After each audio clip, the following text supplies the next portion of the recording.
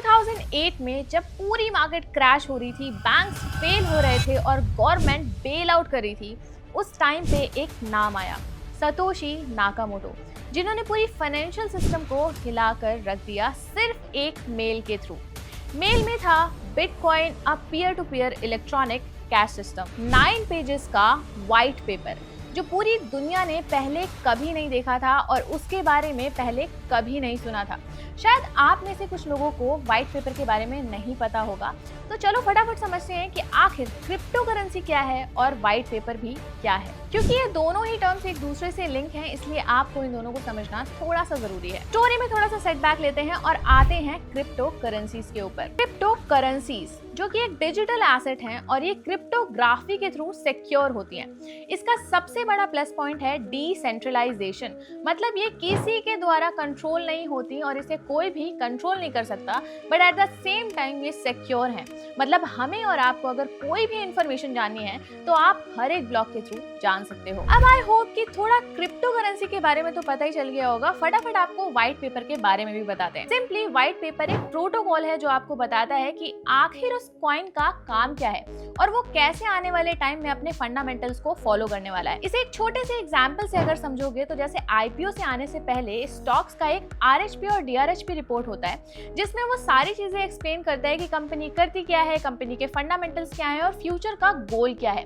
वैसे ही white paper आपको किसी भी कॉइन के लॉन्च होने के पहले यानी आईसीओ इनिशियल कॉइन ऑफरिंग के पहले रिलीज किया जाता है, जो आपको बताता है कि उस कॉइन के फंडामेंटल्स क्या हैं, आखिर फ्यूचर में वो किस टेक्नोलॉजी पर काम करने वाला है और आने वाले टाइम में उस कॉइन को बनाने वालों का गोल क्या है। लेकिन इन सारी चीजों की शुरुआत तो हुई थी बिटकॉइन के व्हाइट पेपर से, जो कि आज भी लेजेंडरी है। और इवन अगर आप गूगल पर बिटकॉइन के व्हाइट पेपर को सर्च करोगे तो आपको एक 9 पेजेस का डॉक्यूमेंट आएगा जो आप इजीली एनालाइज कर सकते हो और स्टडी कर सकते हो। तो चलो ब्लॉकचेन के बारे में भी थोड़ी बात कर लेते हैं। इमेजिन करो एक डिजिटल ट्रांजैक्शन जिसमें सारी ट्रांजैक्शंस लॉग्ड हैं। एक बार अगर ट्रांजैक्शन लिख गई तो उसे बदलना नामुमकिन हो जाता है। हर एक ब्लॉक पिछले ब्लॉक से जुड़ा होता है, इसीलिए हम इसे ब्लॉकचेन बोलते हैं। और सबसे बड़ी बात, ये इंफॉर्मेशन और लेजर किसी भी गवर्नमेंट या फिर कंपनी के पास नहीं होता। ये ट्रांजैक्शंस नेटवर्क में ही अवेलेबल होती हैं और एक पूरा नेटवर्क इसे मिलकर मेंटेन करता है। जैसे कि बिटकॉइन का नेटवर्क ब्लॉकचेन पर चलता है और ब्लॉकचेन टेक्नोलॉजी की वजह से ही इसे डिसेंट्रलाइज बोला जाता है, क्योंकि इसे कोई भी कंट्रोल नहीं कर रहा और इसकी इंफॉर्मेशन टैम्पर नहीं करी जा सकती। डिसेंट्रलाइजेशन फाइनेंस यानी डेफी, इसका मतलब यही है कि जब फाइनेंशियल पावर किसी एक के हाथ में नहीं होती तो ट्रस्ट और अथॉरिटी दोनों ही बढ़ता है। बिटकॉइन ने पहली बार ये दिखाया कि कोई भी करेंसी बिना किसी एक सेंट्रल पावर के चल सकती है, यानी एक डिजिटल करेंसी जो कोई भी इंसान बिना किसी सेंट्रल पावर के यूज कर सकता है। बिटकॉइन का सफर तो कंटिन्यूड था, लेकिन अगर बात करें इसके एरा की तो 2013 में बिटकॉइन का प्राइस $1000 गया और वहीं 2017 में ये 20,000 तक पहुंच गया and currently bitcoin is trading at around approx $88,000। लेकिन बिटकॉइन के इस जर्नी में कुछ ना कुछ प्रॉब्लम्स भी आती रही, जैसे कि माउंट गॉक्स का हैक, सिल्क रोड का इलीगल ट्रांजैक्शन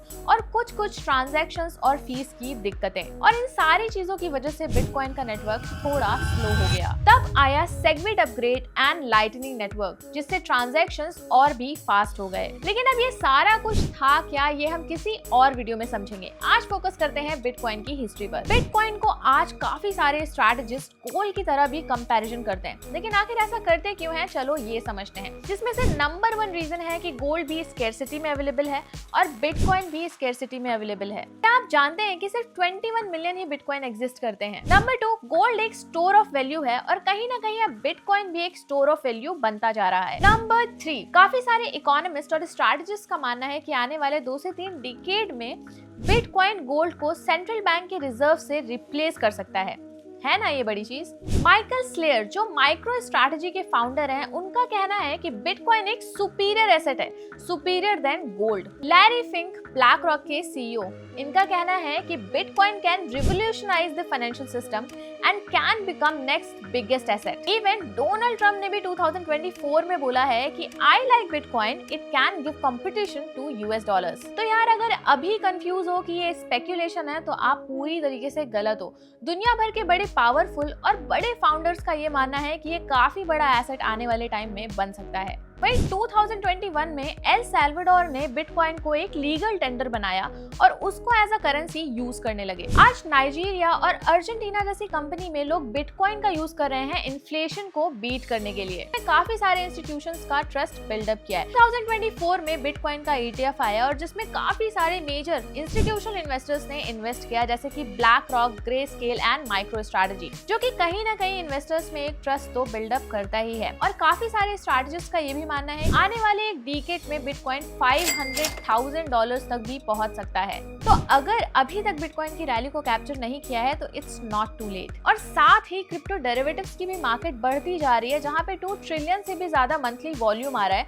जो कि 2 टाइम्स है क्रिप्टो स्पॉट के अकॉर्डिंग। और वहीं डेल्टा एक्सचेंज ने क्रिप्टो डेरिवेटिव्स को रिटेल और इंस्टीट्यूशनल दोनों के लिए एक्सेसिबल बनाया है। डेरिवेटिव्स मार्केट बिटकॉइन की वोलेटिलिटी, वॉल्यूम और स्टेबिलिटी दोनों को ही इंड्यूस करता है और मार्केट में एक ट्रस्ट मेंटेन करता है। और ये एक मैच्योर फाइनेंशियल एसेट का साइन भी है। अगर आपको ये जानना है कि टॉप बिटकॉइन होल्डर्स कौन है तो डिस्क्रिप्शन को चेक करना बिल्कुल मत भूलना। May be that information shock you. वहीं बिटकॉइन की YTD ग्रोथ काफी ज्यादा एक्सेप्शनल रही है। बिटकॉइन ने 2024 में 130% का रिटर्न दिया है, जिसने और अदर एसेट क्लासेस को आउटबीट कर दिया है, whether it is stock, gold और बॉन्ड्स। वहीं बिटकॉइन अभी भी इवॉल्व हो रहा है, टेक्नोलॉजी अभी भी इवॉल्व हो रही है और ये इवोल्यूशन नेवर एंडिंग है। और जैसे जैसे वर्ल्ड डिजिटलाइज हो रहा है, बिटकॉइन का रोल और ज्यादा स्ट्रॉन्ग होता जा रहा है, whether it is for transaction, remittance और स्टोर ऑफ वैल्यू। एक एनोनिमस आइडिया से लेकर $1 ट्रिलियन की मार्केट बनाना, ये पूरी तरीके से एक रिवॉल्यूशन ही है। बिटकॉइन एक आइडिया नहीं बल्कि एक मूवमेंट रहा है। और वही derivative is cherry on the cake for high level institutions, retail traders और हमारे आप जैसे ट्रेडर्स के लिए भी। भाई डेल्टा एक्सचेंज इस रिवॉल्यूशन के फ्रंटियर पर खड़ा है और अभी तो ये सिर्फ शुरुआत है। आई होप कि आपको इस वीडियो से कुछ इंसाइट मिली होगी और कहीं ना कहीं बिटकॉइन की हिस्ट्री और रिवॉल्यूशन तो समझ ही आ गया होगा।